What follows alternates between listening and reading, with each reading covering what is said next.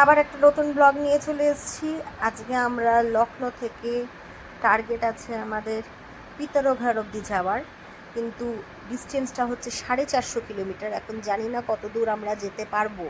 তার মধ্যে আমাদের একজনের গ্রুপ মেম্বারের শরীর খুব খারাপ আর প্রচণ্ড গরম রাস্তায়। সকালবেলায় ব্রেকফাস্ট করেছিলাম ছোলে বাটোরে, তোমাদেরকে দেখিয়েছি আগে ব্লকে। সেখান থেকে এখন আমরা রওনা দিয়ে দিয়েছি, 11টা বাজে। মাঝে মাঝে আমাদের দাঁড়িয়ে শরবত খেতে হয়েছে, ওআরএসও বানিয়েছি, ওআরএসও খাচ্ছি কন্টিনিউ। কিন্তু প্রচণ্ড এখানটায় গরম, এত গরম যে কিছুক্ষণ পরপরই তেষ্টা পাচ্ছে, মনে হচ্ছে সবসময় মুখে যাতে জল থাকে। এবং প্রচুর পরিমাণে আমরা জলও খেয়েছি, জলজিরার শরবত খেয়েছি, অনেক কিছুই খেয়ে যাচ্ছি। থাকা যাচ্ছে না, এখানে ঘাম হয় না ঠিকই, কিন্তু প্রচণ্ড গরম। শরবতের পর শরবত খাচ্ছি। তারপরে আমাদের কিছুক্ষণ পরেই আমরা পিলবিট ফরেস্টে ঢুকবো, তো তাই জন্যই সবাই একসঙ্গেই মোটামুটি আসছি।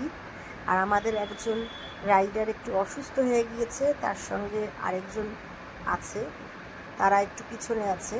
তো আমরা 3টে বাইক একসঙ্গেই আসছি। সামনে চলে এসছে পিলবিট টাইগার রিজার্ভ ফরেস্ট। এটা আমরা দুপুরই ক্রস করতে চাইছিলাম এবং সেটাই করতে পারলাম। এখানে কিছুক্ষণ দাঁড়িয়ে আমরা ফটো সেশন করলাম। আর এই হচ্ছে পিলবিট টাইগার ফরেস্ট। এটার মধ্যে দিয়ে মোটামুটি আমরা 28 কিলোমিটার চলবো। ফাঁকা জায়গা, প্রচণ্ড হাওয়া দিচ্ছিল। এই রিজার্ভ ফরেস্টের ভিতরে ঢোকার পরে তখন আমরা একটু গরম থেকে স্বস্তি পেলাম। কিন্তু এখানটায় খুবই ভালো লাগছিল, পাশ দিয়ে ক্যানেল বয়ে যাচ্ছিল। যতটা শুনেছি পিলবিট রিজার্ভ ফরেস্টে অনেকেই বাঘ দেখেছে বা অনেক কিছু জন্তু জানোয়ার দেখতে পেয়েছে, আমরা কিছুই দেখতে পাইনি। আমাদের কোনো গা ছমছমও করেনি। সিম্পলভাবেই আমরা ভালোভাবেই পিলবিট ফরেস্টটা সুন্দর করে ক্রস করছি। কিন্তু হ্যাঁ, গরম থেকে যে গরমটা আমরা রাস্তায় পেয়েছি, আজকে আমাদের 450 কিলোমিটার যাওয়ার কথা, এখন আমরা 450 কিলোমিটার মনে হচ্ছে না পৌঁছাতে পারবো। আমাদের মনে হয় তার আগে 300 কিলোমিটার অবধি আমরা যেতে পারবো। আমাদের ডেস্টিনেশন ঠিক করা হলো যে আমরা তানাকপুর অবধি যাব। তানাকপুর অবধি যেইভাবেই হোক আমাদের আজকে পৌঁছাতেই হবে, এবং সন্ধেই আমরা পৌঁছে গিয়েছি তানাকপুর। এই হচ্ছে আমাদের হোটেল, তানাকপুরের হোটেল শ্রীশ্যাম। এখানটাই আমরা রাত্রিবেলায় থাকবো আজকে। এটাই আমাদের স্টে। আর এই যে ডান দিকে দেখতে পাচ্ছ, এটা বেসমেন্ট গেট, পার্কিং আছে, আমাদের খুব সুবিধা হবে বাইকের জন্য। এই হচ্ছে আমাদের রুম, এই হচ্ছে বেড।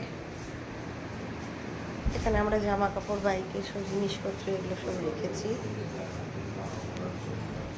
আর এটা হচ্ছে ওয়াশরুম, পরিষ্কার সাফ সুতরা, ঠিকঠাকই আছে। আজকে রাত্রি জাস্ট থাকবো আমরা এখানটায়। আমি অলরেডি স্নান করে ফেলেছি।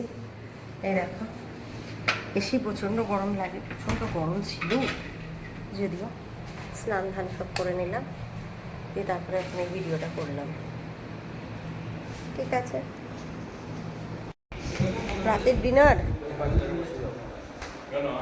খোলো, খুলে দেখো। আচ্ছা, রাইস,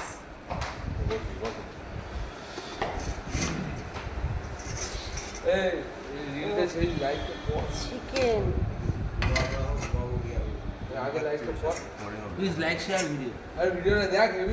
আলু তরকারি, জল, স্যালাড, হেভি হেভি, দারুণ হয়েছে। সবাই চলে এসছে, খাওয়া হবে ঠিকঠাক, সুন্দর বাড়ির রান্না।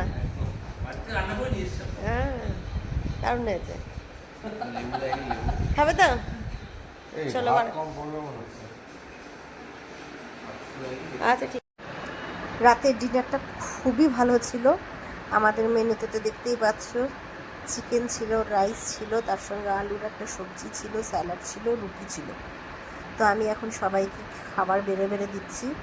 আমরা খুব টায়ার্ড, তার মধ্যে বললাম যে একজন অসুস্থ একটু হয়ে গিয়েছে, তাকেও খাইয়ে দাইয়ে আমরা তাড়াতাড়ি আজকে শোবো, কারণ কালকে আমাদের একটা আবার বড় রাইড করার আছে। কালকে আমাদের ডেস্টিনেশন ধারচুলা হবে, যেটা প্রায় 250 কিলোমিটার। ওই জন্য আমরা ঠিক করেছি সকালবেলায় 6:30টার মধ্যে বেরিয়ে যাব। আমরা 2 দিনই প্রচণ্ড টায়ার্ড ছিলাম। আমাদের যে টাইমে বের হওয়ার কথা ছিল সেই টাইমে আমরা বের হতে পারিনি। এখন কালকে আমাদের বেরোতেই হবে অ্যাট এনি কস্ট, নাহলে আমাদের অনেক দেরি হয়ে যাবে। আর রাস্তাও খারাপ আছে, টাইমটাও অনেকক্ষণ বেশি লাগবে, তার মধ্যে পাহাড়ি রাস্তা, বুঝতেই পারছো। আজকে খাওয়া দাওয়া পর্ব দিয়েই ব্লগটা শেষ করছি।